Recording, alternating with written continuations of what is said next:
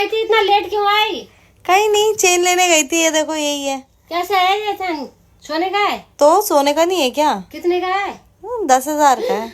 10,000 का? इतना महंगा? हाँ तो ओहो, रावण ने राम जी से बोला, प्रभु आपने मेरी 3 इच्छा अधूरी रख दी। क्या क्या?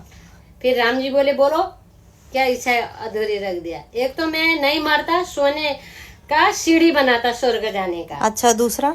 दूसरा, मुख से बरसाने वाला मेघ, इंसान को जब भी मेघ चाहिए आजा बोलने से बारिश हो जाती। और तीसरा? तीसरा, अरे सोने में सुगंधित डालता है खुशबू। हाँ फिर? बाप रे, अभी ये सुगंधित नहीं है तब भी इतना महंगा है।